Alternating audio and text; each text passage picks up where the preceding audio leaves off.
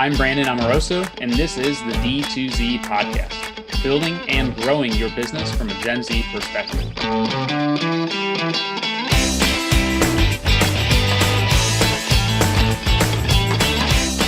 Hey everyone, thanks for tuning in to D2Z, a podcast about using the Gen Z mindset to grow your business.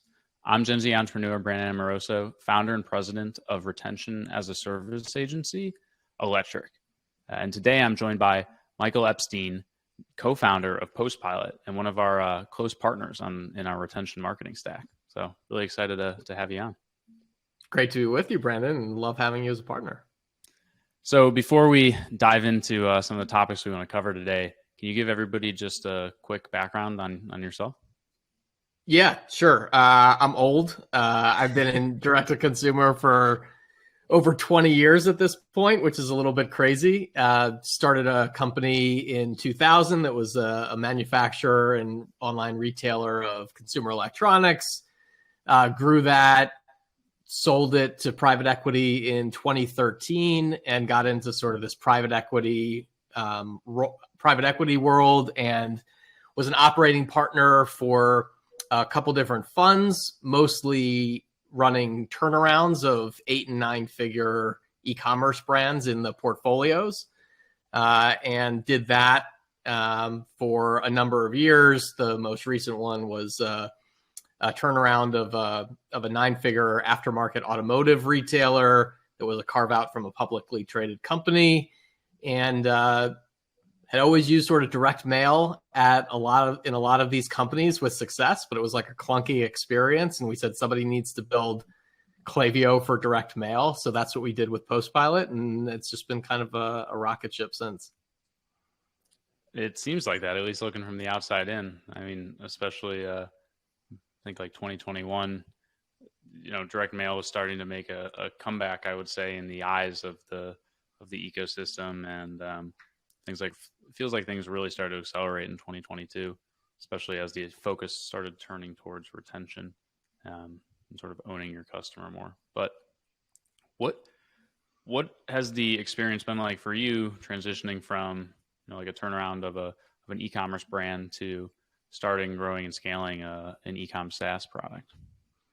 Yeah, I will say that scaling an e-com SaaS product is a little more fun than fixing sort of these big busted brands, working on taking, legacy tech stacks and having to totally change the culture of these organizations and go from like losing $10 million a year to becoming profitable. Like those are heavy lifts, and not to say that it wasn't enjoyable or interesting, because it was. Like, learned a ton about a lot of things along the way. But I would take the rocket ship SaaS over the large, heavy turnaround, I think, all day. Are there any things you've been able to sort of take from the brand side of things and translate into what you're doing with Postpilot?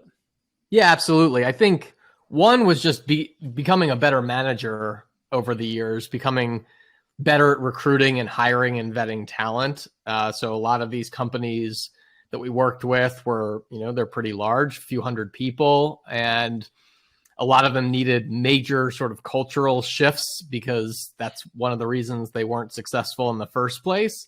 Just needed a culture of sort of execution and accountability and bringing on good people. So really got to hone that skill over time, shaping a good culture, finding the right talent, getting the right people in the right seats within the organization, and building cultures of accountability and execution were some of the big things that I think we could carry into Postpilot to really build that from scratch when we had sort of a clean slate to work with.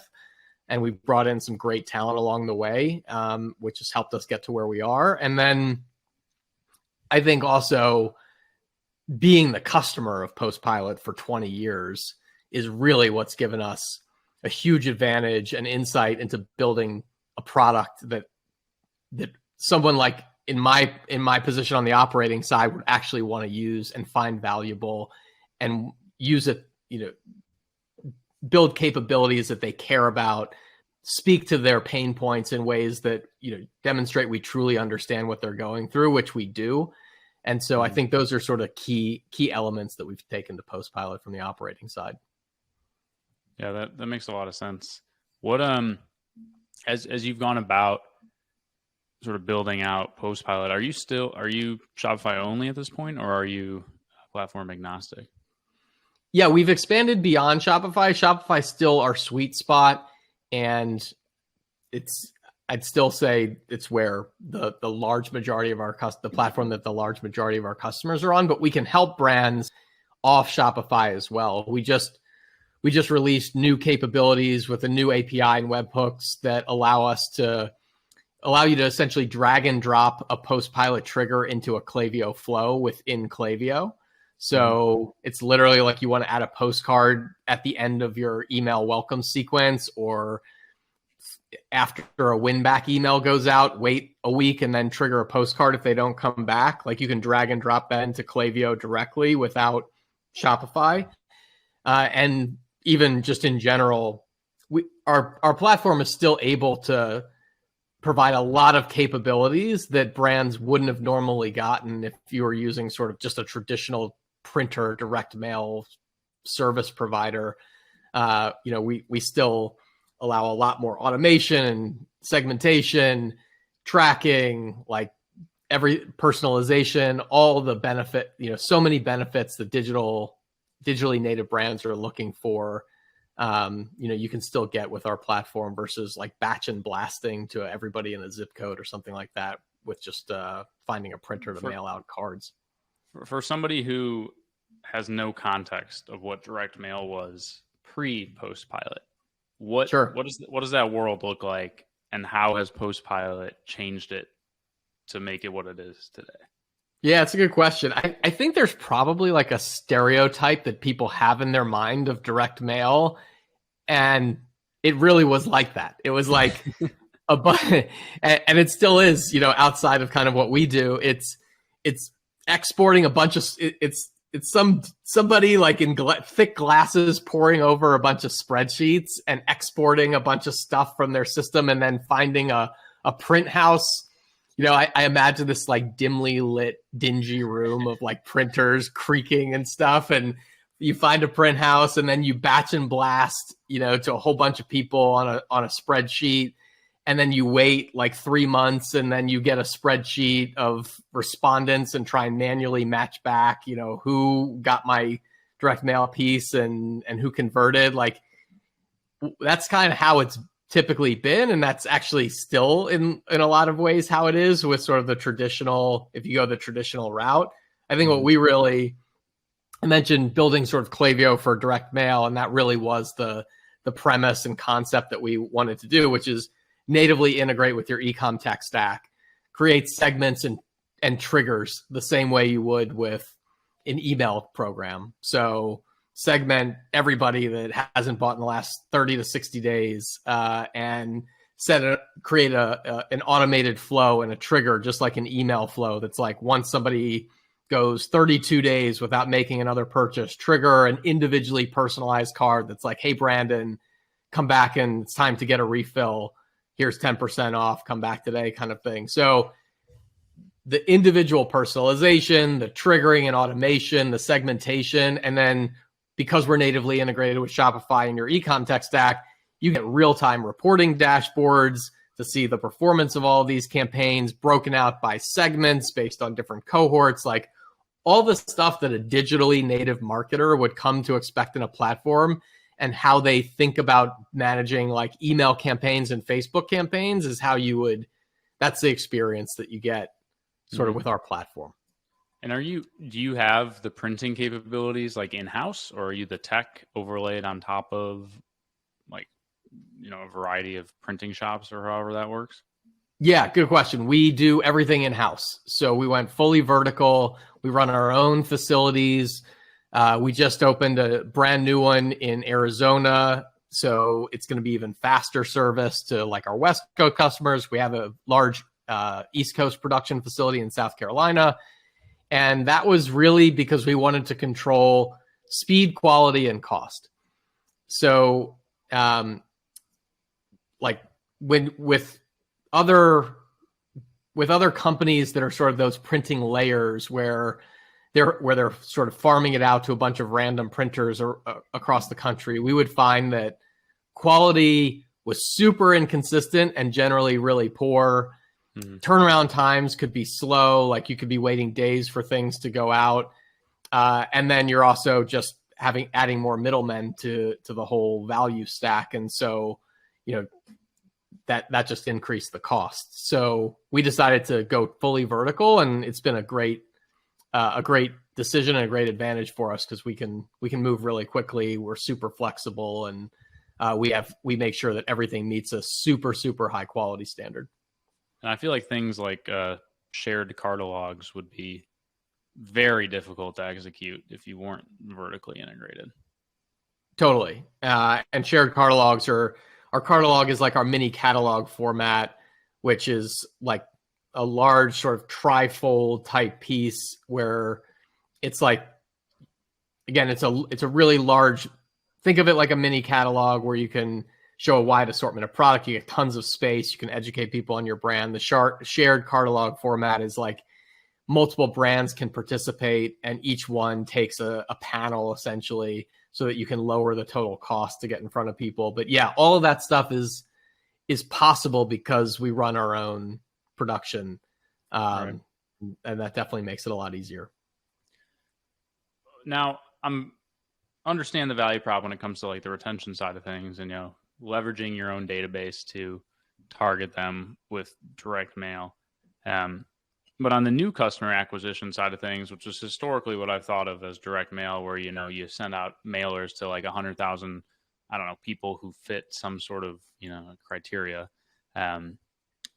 What does Postpilot offer there? Because I know you have like Mail Match, which I'd love to dig into a little bit more around how that works, because it feels to me like it's almost shades of like what retention.com has with the anonymous identification of website visitors for email triggers. Like, how are you helping customers acquire net new, or helping merchants acquire net new customers, which is a thing that almost everybody I talk to now is sort of frantically trying to figure out. Yes. And we hear that too from everybody. Like, the retention results are awesome, and we want to do that, but we also want you to help us get net new customers. And so you brought up, there's kind of two areas that we focus on, both sort of the retargeting side, so helping get people off the fence and ultimately to convert, and then the cold sort of prospecting side. So you mentioned Mail Match, which is our tech that takes someone that's opted into your email list but hasn't purchased, so you don't have their physical address information. We can match that to a physical postal address and then retarget them with a postcard. So think somebody who opted in, went through your welcome sequence, never converted by the end of your welcome sequence, trigger a card to go out and see if you can get that person to finally convert. We have Site Match, which is the retention.com version of sort of direct mail, which is pixel your site, identify people that are browsing the site anonymously and have not opted in or completed a purchase, find a postal address for those folks and retarget them with a physical postcard. And both of those are great ways to get net new customer acquisition, but targeting an audience that's a bit warmer. So folks that have at least engaged with your brand in some way and shown some level of intent with your brand. Great way to like ease into acquisition, because again, these are a bit warmer folks. And then on the pure prospecting side, you can do that through lookalike modeling, which, think of that like building a Facebook lookalike audience. We can use your first party data, build a segment of sort of best customers, and then build a lookalike model off of those best customers and layer that on these large data sets of like 220 million US households and consumers based on thousands of different attributes. So that's also something that's changed over the years. It used to be, blanket everybody in a zip code, or use some superficial sort of attributes like they live in this state and they have this household income and they're a male or something like that.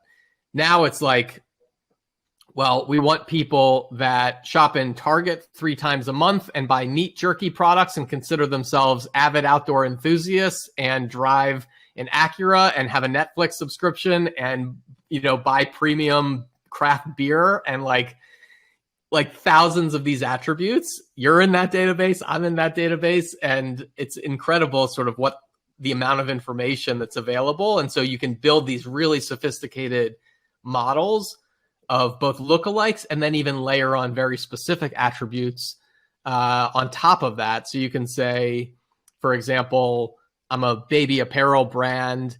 I want to find lookalikes of my best customers, but I want to make sure that we know that they have a child in that house between the ages of 0 and 3, because I might look like a mom, but if I don't actually have a kid, like I'm of no use to a baby brand. So right. We want to make sure that they look like our best customer and they've got a young child in the house, and then we can target that prospect. That's a very, very specific. Does the cost of sending to audiences that are more targeted like that, like, does it increase as the targeting gets more granular? Because like on a Facebook ads, for example, you mean the narrower you make the audience, the higher the cost is going to be on a per click basis, or whatever term or metric you want to use to measure that.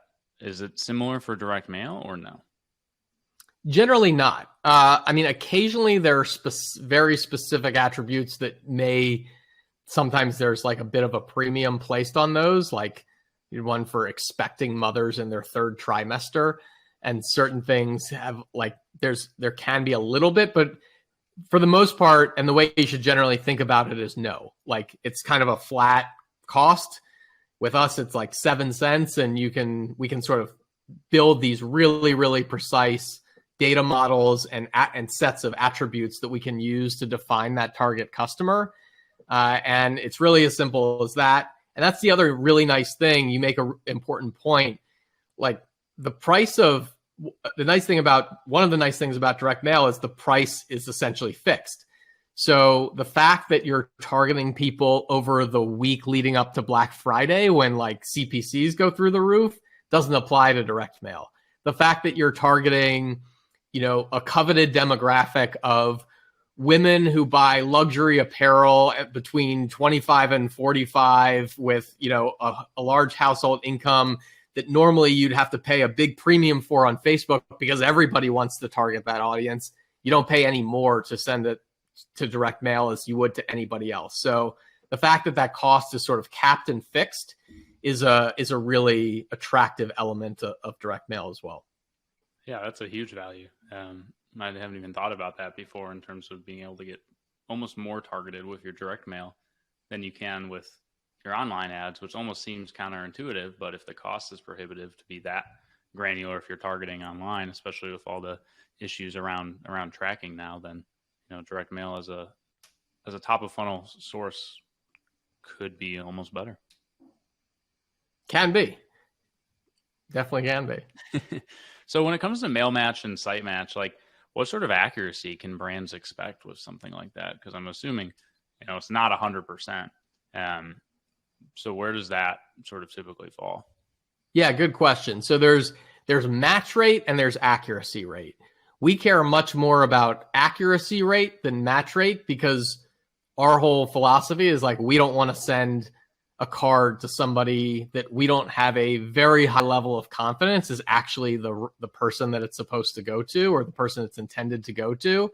So we'd rather have a lower match rate and send lower number of cards, but know that those cards are going to the right person so that you get the best ROI on that campaign.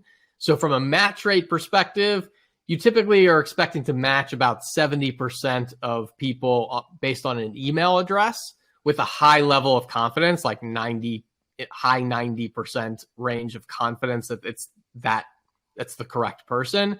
And then on the site match side, typically you're looking at like 20 to 40% of folks, again, with a very high level of confidence that it actually is the person that you think it is. Those are also to like residential addresses, like it's filtering out bot traffic, it's filtering out international traffic, things like that. Got it. Okay, that makes sense. One question that's sort of outside of the sphere of actual like features of the product itself. How do you think about integrations and sort of gauging which ones to prioritize versus others? As obviously there's a lot of other ESPs out there aside from Klaviyo and Omnisend. Like, how do you think about what might be the next one? Yeah, great question. That is a constant sort of work in progress we are frequently refining sort of our prioritization list there, and I want to move 10 times faster than we are, but we're cranking them out as quickly as we can at the moment. But it's generally looking at a combination of what are the tools that are most widely adopted by our core customer base. So Klaviyo being a good example of one that like a very, very high percentage of our customers are already using. So that's like a no-brainer. And then the use case for that integration. So does it present something that's compelling to our customers that they would actually care to use?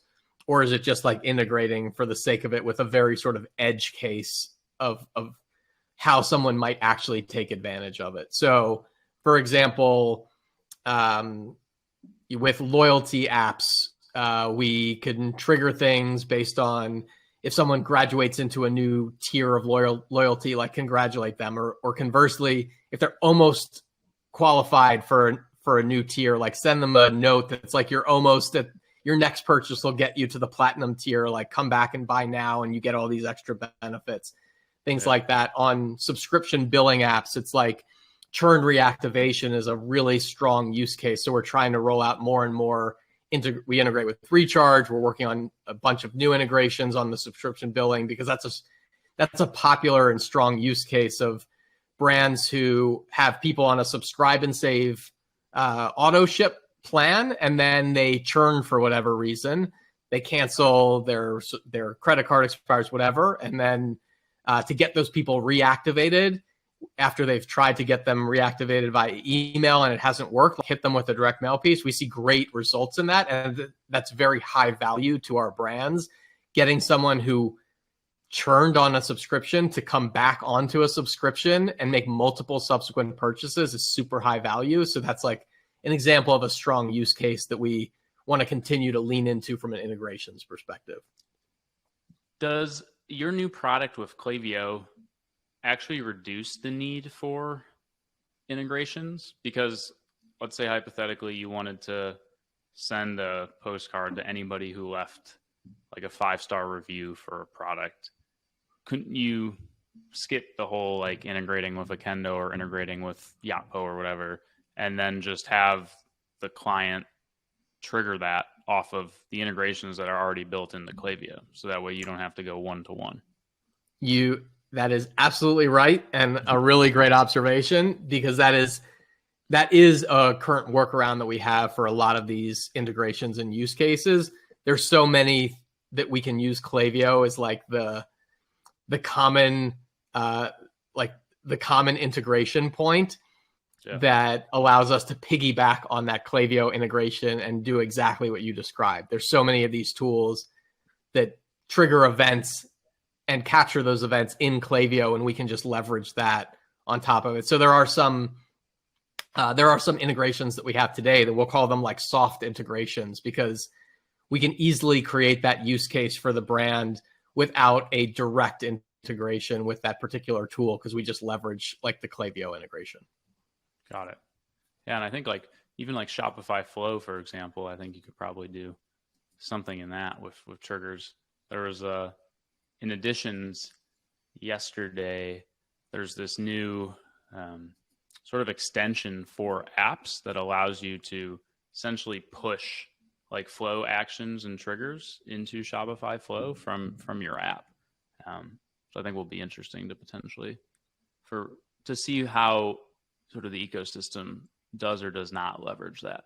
That's awesome. I'll have to check that out, because I was skimming through like the 100 whatever updates that they rolled out. So I don't think I saw that. I gotta check that out. That's Yeah, awesome. I was up till like 1 a.m. last night, just like reading through it. And then I put it into like a PDF and then provide some like analysis for the team. Cause it's really difficult for me to digest that like landing page that they have. It's like 100+ things. There's so much like stuff moving around. There's all these images and whatnot. I'm like, just give me what I actually need to know.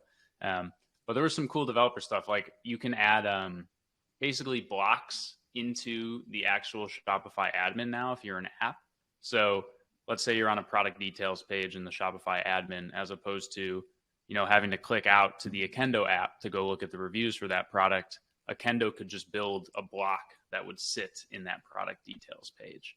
And I guess you could maybe hypothetically do something similar for Postpilot in like the customer profile or something, or I don't know, maybe Gorgeous could do something like that. But there's some interesting things. It'll be curious to see how the sort of the Shopify Plus certified partners build into all these new features that they're rolling out. For sure. I'm checking that out this afternoon. It's a bit overwhelming. Yeah, totally. Going into sort of the second half of the year here, what are the things that you're most excited about? I think, I think Black Friday is going to be, like, the holiday season is always really huge for us, and we've grown so much again this year that it's going to be a little bonkers again, which is good. Always, just a peak period for brands. Like we talked about earlier, it's a great time to be leveraging the channel because you're not competing with everybody for as much attention, and costs continue to go up. And it's just a way to get in front of those people to make sure that your Black Friday and holiday messaging is getting through. So that's just in general, like we're already starting to ramp up there. But in terms of features, capabilities, we're continuing to release a bunch of new stuff. We're going to be expanding internationally before the holiday season. So facilities in UK and other countries, that's going to be cool. Leaning more into some of these prospecting capabilities to help brands acquire new customers. We continue to do more and more there, which is really cool. And then I think also just continuing to get the word out. Like we've just seen, it's so rewarding and fun to have sort of the level of enthusiasm for what we're doing, to see that level of enthusiasm for what we're doing. So like we're trying to get the word out even faster over the next couple months to get people in before sort of the holidays creep up. Yeah. I know you offer like design services in-house to brands. And I've had this conversation with some other tech partners, like, do you invest in that almost managed service component, or do you sort of pull back and just leave it all to the ecosystem to service, which like Klaviyo had done historically until Klaviyo won, and now they have more of like that white glove service. And, when Attentive first started, like they were purely all white glove, and then they sort of backed off from that, and now they're in the middle. What are your thoughts around like getting into that side of things? Because I see the pros and cons of both. Like I always thought it didn't make sense to fully have it white glove, because like what happens if the customer had just a bad experience with, let's just say, the designer? Well, now they're going to churn from the entire software product, when that's really more valuable than the design work that's being done. So if they churned off of an agency, or they churned off of an employee, that's not as impactful to the business. But then on the flip side, for bigger customers, they expect a level of service that like needs to be provided. So how do you manage that and handle, kind of having like a little mini agency within the software business, and all the lovely client problems that come from that?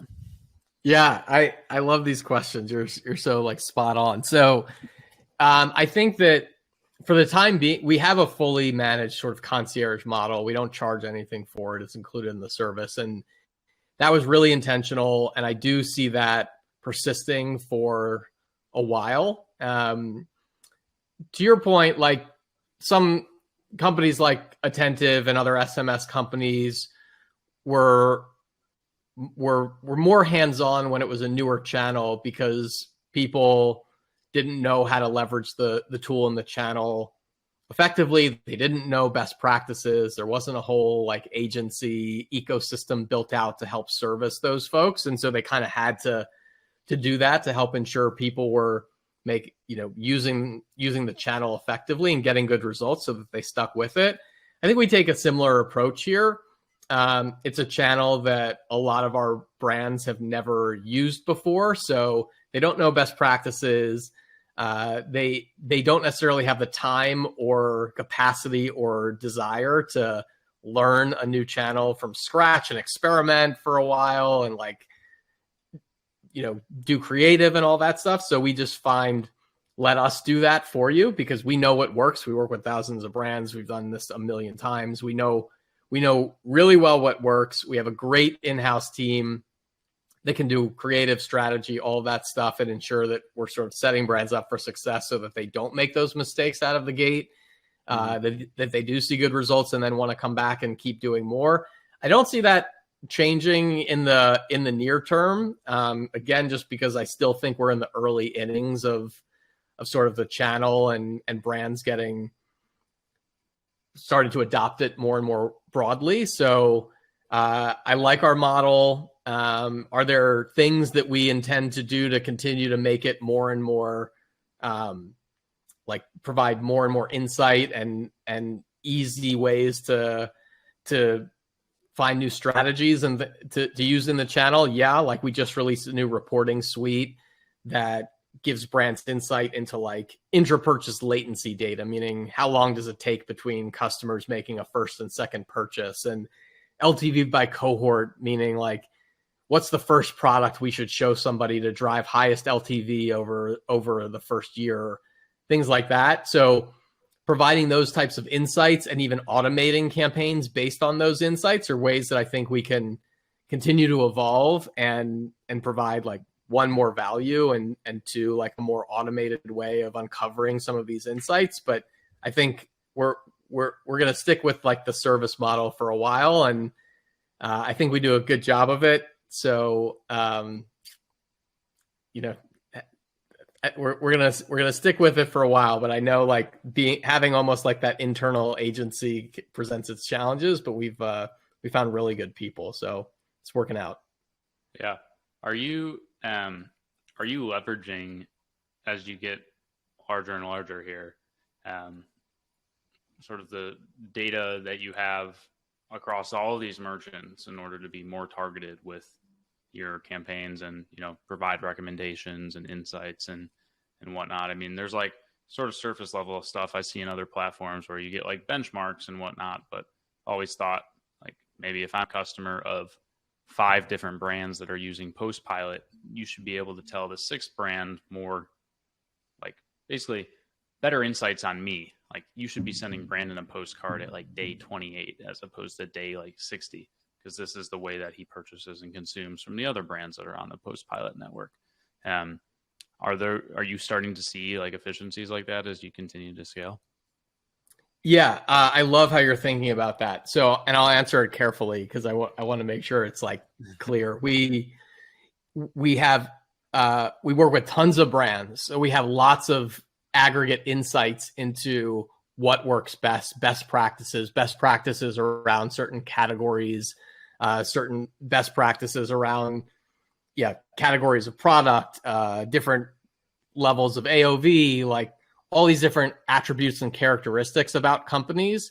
And we do learn from all of that and continue to sort of refine our best practices and recommendations based on all of these insights that we get from running millions of campaigns. But we never, ever share data across brands ever. So there would never be an instance where you're an apparel brand and I want to use data across other apparel brands to inform new prospects I should go after or things like that. So we're total sort of firewall between any customer data being used in any way outside of their own campaigns.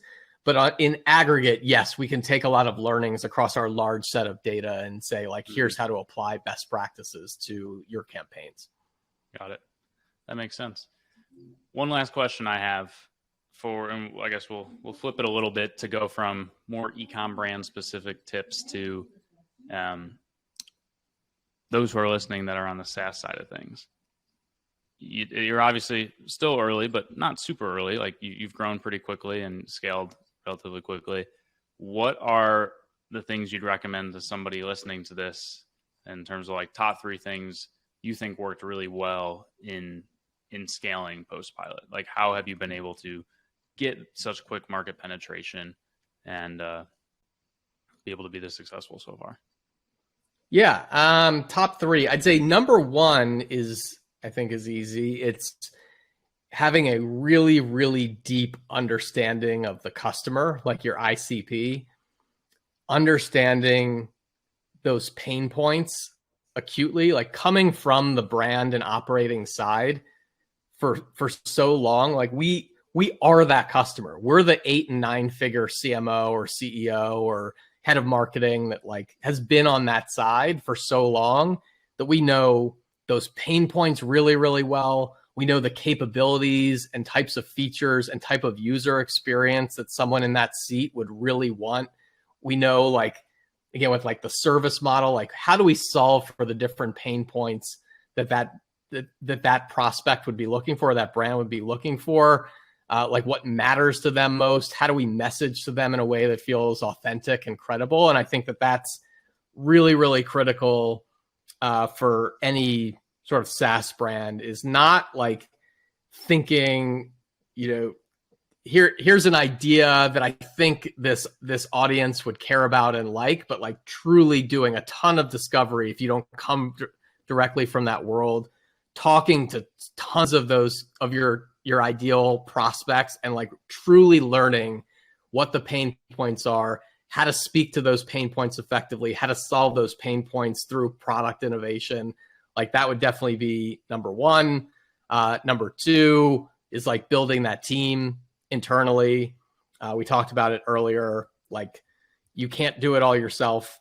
Hire people that are better than you in any area that you can find, and like lean on them and and empower them and trust them and support them to do their job to the best of their ability so that they can help you grow. I'm probably not telling folks stuff they haven't heard a bunch of times before, but like, obviously you just can't do it all yourself. You're capping your growth if you think that you can. And number 3, like, I think constantly sort of innovating, but we're not looking at sort of the competitive landscape and trying to think like, oh, what feature should we is this person doing that we should try and copy or something like that? And this kind of goes back to number 1, truly understanding the customer. Like we're sort of heads down, listening to our customers, interacting with our customers, and learning about like what is the new pain that they're facing, what are they coming back to us with feedback on, and developing our roadmap based on that, and not looking at like what some other direct mail printer might be doing with their ink or their paper or stuff like that, and like worrying about those kinds of things. I think, developing sort of your roadmap and evolving that way versus ultimately becoming very homogenous and looking like everybody else, if you're constantly worried about what everybody else is doing, is like another thing that I would recommend. Oh, those are all super helpful. Well, I appreciate you coming on. I know we're running up on time here. Do you have any questions for me? Flip the script. I mean, how's it been? Like you've gone from the SaaS or the agency world on the brand side, like developing SaaS now. Like, what's your experience been like, and what's your favorite thing to be a part of? Well, to be determined on the SaaS side. I mean, I'm getting it with, the drinks app with Shopify, and then also getting it with the HR product Scaleless that's coming out in by the time this releases, we'll probably be like a week out from launch. But I think SaaS is honestly more exciting just because you can achieve such greater scale. Like as an agency, we were capped out at a certain point. There's only so many people that you can hire. And I really felt like once we got around like 45 people, to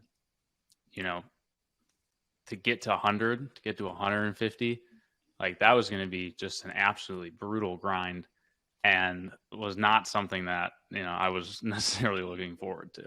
I think the sweet spot, at least in my opinion, within the Shopify ecosystem is like maybe 25 to 50 team members as an agency. Like you're big enough to be, dangerous, but you're not too big where you lose quality control and you have to have all these like, ridiculous retainers and whatnot to keep that boat afloat. Whereas on the software side, it's just really cool to be able to, push something live and then you've got thousands of people using it right away. And you can have like mass adoption, and it's just totally different. But I think the agency experience has been invaluable for me in building out and thinking about how we go to market with both of the software products. Because I got to watch Klaviyo and all the others sort of like build out their tech, build out their partner programs and whatnot. How can I try and take some of that and emulate it in what we're trying to do here as well? That's awesome. That's awesome. And what are you seeing working? Because you have good visibility across like a bunch of brands. What are you seeing working in D2C right now?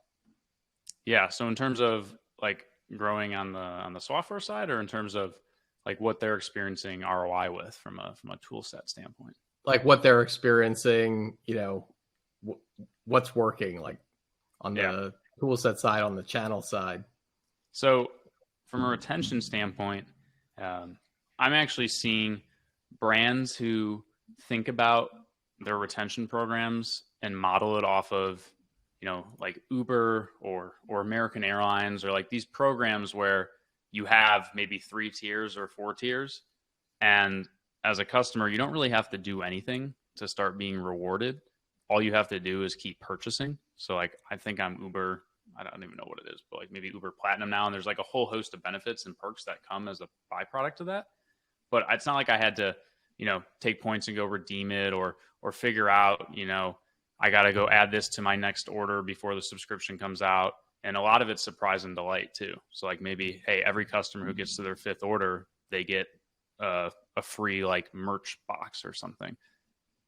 Those brands that are being proactive in retention, even though I know you're having great results with like the churn subscription customers with the direct mail win backs, like it's so much easier to keep them there before they've done that than it is to try and win them back after they've already canceled. So the brands who are able to think about it in that way and invest a little bit in like proactive retention versus reactive, I'm seeing the best results with, and also just removing as much friction as possible from the customer experience. So there's a whole host of apps that are new to the ecosystem that have built into Klaviyo or built in to Shopify. There may be only like 2 or 3 person startups right now, but they're really cool. And that's what I'm really focused on right now, is like, how do we take advantage of those before they become like widespread or widely adopted by brands, whether it's like AI generated videos and like post-purchase thank you emails or things like that.